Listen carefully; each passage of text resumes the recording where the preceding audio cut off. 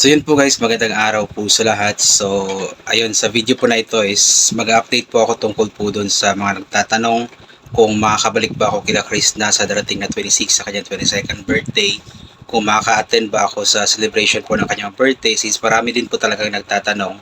Alam ko naman na hindi importante ito pero for the sake of ano na lamang po, para sa mga nagtatanong po since marami din po talagang nagtatanong at isahang update na lamang po ito para hindi ko na po kailangan mag-reply isa-isa po sa mga comments since mahirap po mag-reply isa-isa kasi nga po marami talagang mga comments.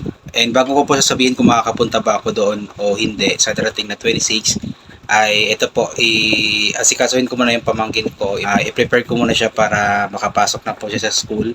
Then after that is mag-prepare din po ako ng pagkain ni mama. Then sasabihin ko na po sa inyo kung ano nga ba yung decision ko po kung makakapunta ba ako o hindi.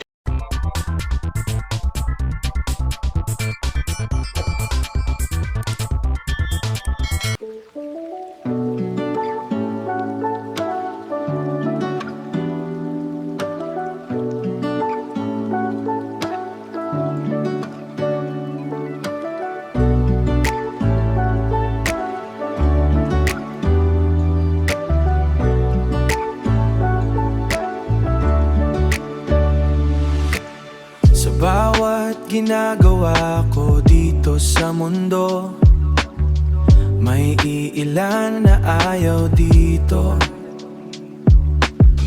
Pero wala na akong tinatapak ang tao, kaya patuloy lang sa ginagawa ko. Ang buhay ng tao dito sa mundo, minsan malungkot, minsan paldo.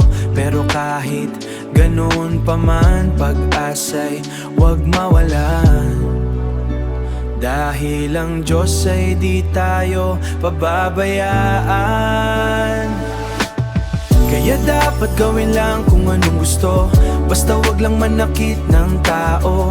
At laging tandaan ang linyang to, wag mong gawin sa iba ang ayaw mong gawin sa'yo. Sa tamang pagsisikap, buhay ay aangat, basta sabayan lang ng tiwala sa nasa taas. Mahal tayo ng Panginoon, kaya tiwala. Mahal tayo ng Panginoon, kaya tiwala lang. Para ratsak, buhay natin ay mag-iiba ngayon. Hindi na tulad noon, hindi na tulad noon. Tiwala lang, tiwala lang, tiwala lang. Sa Kanya tayo, tiwala lang. Sa Kanya tayo kakapit. So yun na nga po guys, ayan, pasensya na po kayo guys kasi inuna ko muna yung pamangkin ko tsaka si mama na makakain si mama, makakain yung pamangkin ko, ma-prepare siya sa school. Kasi nga po pumasok na po siya ng school, kinuha po siya ng ate ko dito. Bali yung ate ko is pumasok po sa trabaho kanina, then umuwi po siya ng mga 10:45 para kunin po yung bata, ihatid sa school. Then maya is after niyang ihatid sa school si baby is babalik din po siya sa work niya. Then mga 1 PM is babalik naman siya dun sa school ni baby para kunin po yung bata at ihatid po dito. So aalagaan ko na naman po ulit pagdating dito. At yun, pinipare ko na din po si mama sa kanyang mga kailangan, mga pagkain po niya. Anyway, yun nga po, ito na nga po, tungkol nga po dun sa pagpunta nga po or sa birthday celebration nga po ni Chris na kung makakapunta ba ako. Nung una ay sobrang stress ko, di ba, sa kakaisip kung makakapunta ba ako hindi, since gusto ko rin naman pumunta kasi nga bilang taga-suporta sa kanya is isa itong kumbaga napakalaking bagay para sa akin or sa atin na makaka-attend nga po sa kanyang 22nd birthday, since parang first time po ito naman karoon po siya ng ganitong klaseng celebration nga po, big celebration ika nga. And dating yun, di ba, problemado ako kasi nga walang mag-aalaga kay mama, walang mag-aalaga sa bata dito kasi nga may trabaho yung ate ko, yung pamangkin ko naman na isa may pasok. But then talagang napakabuti po ng Panginoon kasi sinabihan ko kagabi si ate ko kung pwede ba siyang maka-absent nga po sa kanyang work this coming August 26 kasi nga pupunta nga ako kila Chris na. And then sabi niya is hindi naman daw niya kailangan mag-absent na daw. Dati sabi niya is magpapaalam pa muna siya sa kanyang amo kasi nga syempre may trabaho po siya. Hindi pwede na basta-basta na lamang kung absent. And then kagabi sabi niya na wala naman daw, kumbaga yung pamangkin ko daw po na isa yung ate po ni BBRJ is kapag Wednesday pala daw, since last week pala, kaya pala last week is nandito lamang siya sa bahay. Kasi kapag Wednesday daw is wala silang face to face na klase. Although may klase sila pero parang asynchronous yata, yung parang online, blended, parang something like that ba. So ibig sabihin is nasa bahay lamang po siya. So ibig sabihin po nun is may kasama si mama dito sa bahay sa darating na August 26. At ibig sabihin po nun, puro ibig sabihin eh. At ibig sabihin po nun is yun nga, makakaalis po ako ng bahay at makakapunta nga po ako doon sa celebration po ng birthday ni Krishna, di ba? So talagang ang Panginoon na po yung gumawa ng paraan kasi nga sobrang stress ko nung mga nakaraang araw is kakaisip kung paano nga ba ito, kasi possible din na hindi papayag po yung amo ni ate kasi nga yun nga, very critical din kasi yung kanilang trabaho. Since kapag weekdays talaga is sobrang busy po nila kasi maraming customers, kasi tendera po si ate sa isang hardware dito sa Kalinan. So yun po yung ano. Kagabi nung nalaman ko nga po na wala palang face-to-face na klase yung pamangkin ko, so August 26, so sobrang tuwa ko syempre kasi yung problema ko is biglang natapos agad. Talagang napakabuti po ng Panginoon. Siya po yung gumawa ng paraan mismo para makapunta po ako sa birthday ni Chris na, kaya hindi ko talaga sasayangin yung araw na iyon. Talagang pupunta po ako doon. Bahala na. Kasi kung ako lang mag-isa, okay lang siguro kahit mahihain ako. Kaya naman siguro. Pero kung may sasama sa akin, so samahan nyo ako kung gusto nyo po. Si Ate Oyang Vlog, si Ate Cecilia, hindi pa siya sigurado kasi yung kasama ko dati. Di pa po siya sigurado kung makapunta po siya. Pero kung makapunta man siya, hindi mas mabuti.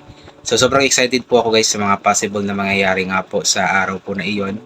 Syempre excited po ako na muling makita po si Krishna, yung pamilya po niya, si Mr. King Kong guys, panigurado akong matutuwa yun kasi sabi niya dati kapag hindi daw ako pupunta sa birthday ni Krishna is magiging basher daw siya or magiging basher ko daw siya. Sabi niya dati, pero biro lang po niya yun syempre. At yun, nakakatawa lang kasi makakapunta nga po talaga ako doon. At excited po ako na kinakabahan kasi syempre baka maraming tao ba, hindi kasi ako sanay sa maraming tao, pero syempre pipilitin ko para lamang talaga maka-attend sa birthday ni Krishna kasi bibihira lang din ito sa buhay ko na mangyari, di ba? Nung birthday ko pumunta ako doon sa kanila, medyo okay lang po yun kasi walang tao doon eh, kami lang andoon, pamilya ni Krishna andoon. Pero sa darating na 26, alam pong sobrang daming tao po yun kasi alam po natin na sobrang dami pong nagmamahal kay Krishna. Kaya abangan na lamang po yung vlog ko that time. And also sa mga nagsasabi na kapag pupunta ako is mag-live daw po ako, so hindi po ako pwedeng mag-live bilang respeto po kay Krista since birthday po niya iyan. So kung merong mag-live, dapat siya po yung mag-live guys, hindi pwede na ako or sino sa amin man po ng mga reactors or mga vloggers na pupunta po doon bilang respeto po kay Krista. Pero kung hindi man po siya mag-live, so i-respect lang din po natin, intindihin lang din po natin kasi for example may music sa araw po na iyon doon sa farmhouse niya, so hindi po pwede na mag-live kasi nga napaka-stricto po ni YouTube pagdating nga po sa music, so possible na magka-violation siya, maka-copyright siya, di ba?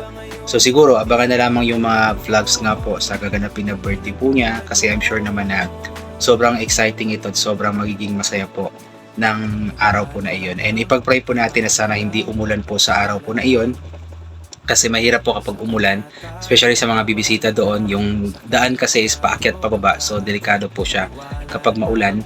Although sanay na naman yung mga tao doon, pero kaming mga hindi pa sanay doon, so kakabahan talaga. And also papunta doon sa farmhouse ni Chris na galing sa kalsada is medyo maputik po siya kapag uulan.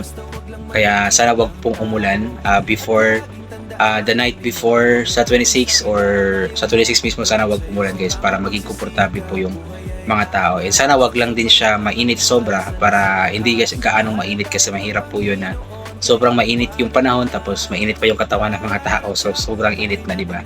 So anyway, yun lamang po yung i-update ko guys. Maraming salamat po sa mga nagko-comment, nagme-message na sana makapunta po ako sa birthday ni Krishna. So talagang makakapunta po ako dahil nga po talagang gumawa po ng paraan ng Panginoon po para makapunta po ako. So thank you so much po sa lahat. God bless po sa ating lahat at bye-bye po.